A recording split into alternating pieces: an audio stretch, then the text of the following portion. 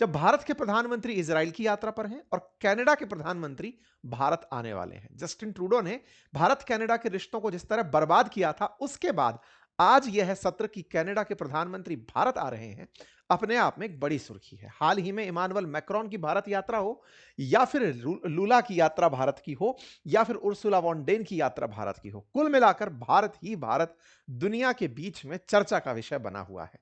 पूरी तरह दुनिया में ट्रंप इफेक्ट इफेक्ट कहिए या फिर दुनिया में हो रहे शांति के नाम पर मखौल कहिए, दुनिया को असली शांति और विश्वास भारत में नजर क्यों आ रहा है, आज हम इसके कारण का विश्लेषण करेंगे। 2025 सभी ने बहुत अच्छे से सेलिब्रेट किया, कई मायनों में खास था। भारत के साथ भी खास था, दुनिया के साथ भी खास था। दुनिया के लिए तो खास इसलिए था क्योंकि ट्रंप नामक एक बीमारी उस समय पर बहुत जोरी से फैल रही थी। यह बीमारी क्यों कही जाती है, इसके ऊपर भी बहुत सारे सवाल जवाब बने रहेंगे, क्योंकि वर्ल्ड ऑर्डर को हिलाकर रख दिया। खैर, वर्ल्ड ऑर्डर के हिलाने में हमारा क्या स्टैंड था, हम उस तक भी चलेंगे। असल में भारत में बहुत सारे राष्ट्राध्यक्षों के 2025 में दौरे हुए, ये पूरी वो लिस्ट है। इस लिस्ट में अगर कोई दो बड़े नाम तलाशे जाएं तो दो बड़े नाम निकल कर आते हैं। कीर स्टारमर जो कि यूके के प्रधानमंत्री थे और व्लादिमीर पुतिन जो कि रशियन प्रेसिडेंट थे। इन दोनों की भारत यात्रा को अगर हटा दिया जाए तो कोई बहुत बड़ी सिग्निफिकेंट यात्रा 2025 में नहीं थी। कीर स्टारमर तो पूरा बेड़ा जहाज भर के आए थे, जिसके ऊपर हमने सेशन भी किया था और भारत के साथ में फ्री ट्रेड एग्रीमेंट साइन किया था, जो कि यूके के लिए जब से ब्रेग्जिट हुआ है तब से सबसे बड़ी डील इसे कंसीडर किया गया था और हमने इस पर एक प्रॉपर डिटेल सेशन भी आप लोगों को दिया था। 2025 के बाद जब हम 26 में एंट्री किए तो सबसे पहले यूरोप से मर्ज की यात्रा बाहर में आती है। जर्मन चांसलर भारत की विजिट पर आते हैं। यूरोप के सबसे प्रतिष्ठित, सबसे ज्यादा पावरफुल, सबसे ज्यादा पैसे वाले देश के चांसलर यानी राष्ट्राध्यक्ष भारत की यात्रा पर होते हैं। मर्ज की विजिट से हिंट मिलना शुरू हो जाता है कि यूरोप भारत के साथ फ्री ट्रेड एग्रीमेंट करने जा रहा है और यही हुआ। मदर ऑफ ऑल डील साल की शुरुआत में 26 जनवरी के दिन हो जाती है और इसी बीच में यूएई के जो अमीर हैं, जो यूएई के जो राष्ट्राध्यक्ष हैं, वो भारत की यात्रा पर 3 घंटे के लिए ही अचानक आकर पहुंचते हैं। एक साल के अंदर शुरुआत हो रही है 26 की और उसके अंदर इतनी हाई प्रोफाइल भारत की यात्राएं होती हैं। ये यात्राएं सब सुर्खियों के बड़े कारण बनकर आती हैं। हमने हर किसी पर कोई ना कोई सेशन आपके साथ साझा किया है। भारत ने यूरोपियन यूनियन के साथ बहुत बढ़िया डील करी। इंडिया ईयू की जो डील है, इसे mother of all trade deal कहकर संबोधित किया गया।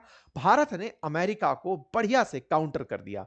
इतना अल्टीमेट काउंटर था कि अमेरिका इसके तुरंत बाद छटपटाहट में भारत के साथ ट्रेड डील करने निकल पड़ा। भारत और ईयू की ट्रेड डील जो लंबे समय से इंतजार में थी, उसके हो जाने के बाद 2 डेकेड से अधिक नेगोशिएशन जिसके चले, लेकिन फाइनली भारत ने इसे उस दौर में कर दिया जब इंडिया अमेरिका की ट्रेड डील होनी थी, लेकिन हम ईयू से करके उसे बाईपास कर गए और अमेरिका के साथ किनारा कर गए। 2026 के दूसरे महीने में आप एंट्री करते हैं और उस समय भारत एआई इंपैक्ट समिट का आयोजन कर देता है। दुनिया के 193 जो यूएन के देश हैं, उनमें से चौथा देश भारत था जिसने एआई पर इतनी बड़ी मीटिंग बुलाई थी। संख्या के हिसाब से दुनिया का सबसे बड़ा देश भारत था, जिसमें इतने पार्टिसिपेंट्स आकर के पहुंचे थे। विकासशील देशों में भारत पहला देश था जिसने आर्टिफिशियल इंटेलिजेंस पर चर्चा के लिए दुनिया भर के राष्ट्राध्यक्षों, सीईओज, टेक दिग्गज, तमाम कंपनियों को भारत में इनवाइट कर लिया। आज उसी का परिणाम है कि आर्टिफिशियल इंटेलिजेंस पर पूरी दुनिया में भारत की सर चर्चा है और भारत में दुनिया भर के टेक की चर्चा है कि अल्टीमेटली एआई कर क्या रहा है। एक बहुत बड़ा एआई में भारत ने लोगों को इग्नाइट करने का काम किया। लोग इस विषय के बाद में चर्चा करना शुरू हो गए कि यार अल्टीमेटली एआई पर विमर्श करना तो बनता है। पहला देश भारत बनकर आया विकासशील देशों में जिसने इस तरह की बड़ी मीटिंग होस्ट की। ठीक है साहब, इसी मीटिंग के अंदर बहुत सारे राष्ट्राध्यक्ष भारत में पहुंचे। एक एक कर करके अगर आप देखना करें तो स्पेन के राष्ट्राध्यक्ष भारत के अंदर यात्रा पर थे। इसी प्रकार से फिनलैंड के राष्ट्राध्यक्ष भारत में थे। सर्बिया के राष्ट्राध्यक्ष भारत आए। कजाकिस्तान के राष्ट्राध्यक्ष भारत में पहुंचे।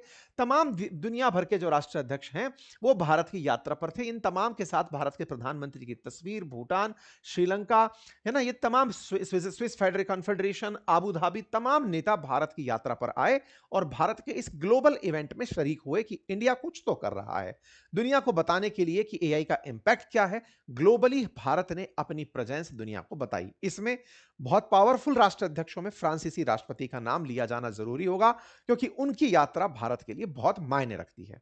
इन सभी का जोड़ यह है कि भारत ने साल 2026 की शुरुआत में ही इतने सारे विदेशी मेहमानों को देख लिया जो 25 के कुल योग से ऊपर निकल जाता है। और तो और भारत के प्रधानमंत्री की भी विदेश यात्राएं बनी रही और आज जब उनकी इजराइल यात्रा हो रही है और 2 दिन बाद कनाडा के पीएम की भारत यात्रा हो रही है, यह बताती है कि साल की शुरुआत बहुत धमाकेदार है।